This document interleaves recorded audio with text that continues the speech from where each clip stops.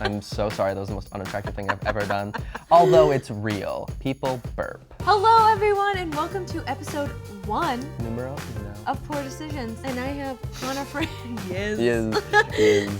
So each week we're going to be deep diving into those burning questions you have that you might feel too awkward asking. And we're here to answer them. From anywhere from adulting to first dates to those weird little spots you see down there. Oh, okay. I was like, that sounds like a you problem. You're like, Yep, never seen a spot. Yes, I'm not totally qualified to be answering these questions, but you can trust me. But who is? Yeah, we're here, and that's the important part. And we're gonna get through all of these questions one drink at a time. Yes. One mango drink. I wanted to do whiskey, but then I was like, it's Thursday. It's a weekday. But it's a weekday. So, we're keeping it a little tame. Yeah. But the content can't be tamed. Can't be tamed. Miley Cyrus, everybody. So for our first video, I figured we could start out with some major firsts, and that being first dates. Yes. We're gonna be answering some of your questions that you have about first dates. And one of the first ones is, do you have a super awkward first date story? I will say there was one that I went on where by no means, I guess it was kind of horrible. It was more horrible just that within the first minute, he described himself as boring. In what world is that a good thing? I get it if it's like a giggle after, but he didn't Oh, giggle. was he just like, I'm boring? Yeah, he's like, I don't know, I'm kind of boring. Have you heard of those escape plans that some people use that I don't know if you've ever used them, but I've heard of a thing where people tell their friends to call them every 45 minutes in, and if it's going well, you just ignore it. I've heard about that, but I feel like, do you think the other person would know about that? It wouldn't bother me, to be honest. I'm like, if it's going bad, I'm guessing both of us know it's going bad. Yeah. Gotta go so fast. Like when you say you're boring. Yeah, with the boring guy, what did you do? Were you just like, I was like, this date's dead. I gotta get out of here. Well, on the first date with my current boyfriend, he kept having to go to the bathroom a lot. That's called kidney failure.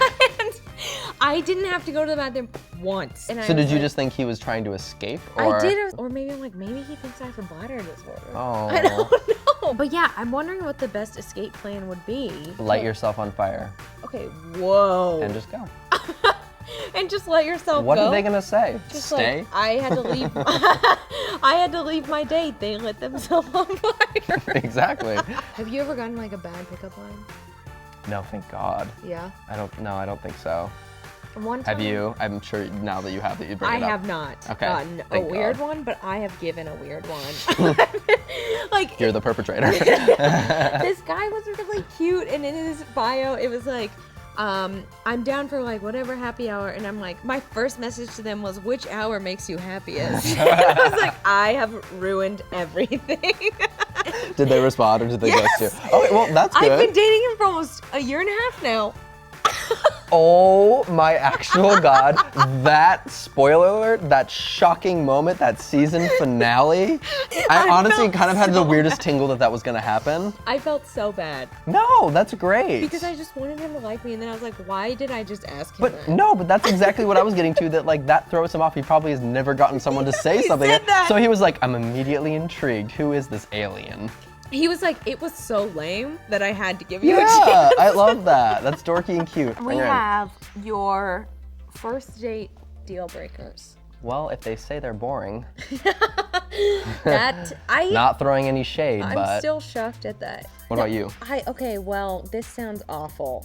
No judgment zone. So I really liked this guy that I went on a date with. When I met him, he didn't stand up. I think I know where we keep going. And so he stood up and he came right to here on me in flats, and I was like, no. Oh my God. So what happened when you met him? He was sitting the whole time? Yeah, he was like, I found some seats, come over here. And he had a backpack on. Oh, I hate him. I hate him. Who has backpacks? So is that really a deal breaker if they're shorter than you? It was awful because I felt horrible. That's no judgment. You have preferences. Or a guy that answers questions that are just yes or no. It's you try to get things out of them, they're like, yes. I get you, yeah, they don't No. want to, yeah. Because the rule number one for dating, folks, is you always want, which is hard if you both are aware, but you always want the other person to feel like you're curious about them, and you want them to talk about themselves. We'd love to know what some of y'all's deal breakers are. Yeah, leave them in the comments below. Hopefully they're a little less servicey than mine. Yeah, I think we're fine. It's worse. It could be so much worse. Ghosting. Oh no. What? Well, I mean, like, what's the exact question here before I just reveal my dirty laundry? Yes, I think everyone has. I've ghosted. There was a ghosting situation with one guy that I felt really awkward with, and then he kept like texting me even after I wasn't. I felt horrible. That is a deal breaker for me. So then if you haven't been responding for that long, should you respond or should you just keep it not There responding? gets to a certain point. This is not even like with dating, just in general with like people that like if you are texting someone so many times they're not responding, don't you just know that they're not gonna respond to you or that you're being weird, more importantly? So would you rather ghost or respond and be like... I would 100% rather respond and be a kind person, and I typically do, but there's always that one weird person. The one that got away. Thank God. That you got The away. one that ran away and I didn't follow. Okay, so go-to questions that you always want to ask.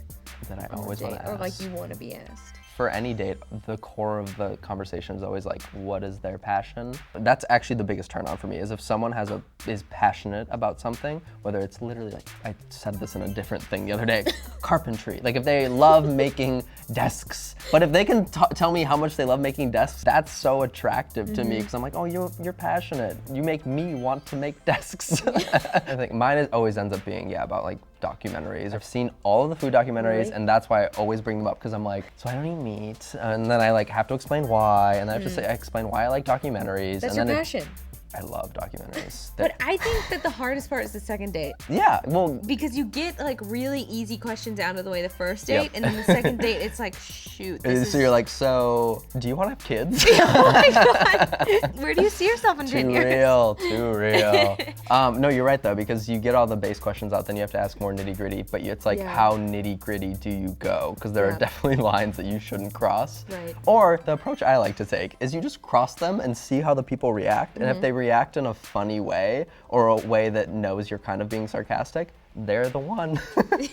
Yeah, I guess that's why on like second dates, I'm like, okay, maybe there should be an activity or something. Yeah, definitely. I had one time where someone, like, I bought them dinner, and then they were like, well, I guess that means we have to go on a second date. And I guess I have to repay you for dinner. But they said it in like a really like, I'm annoyed way. And I was like, okay, I'm into it.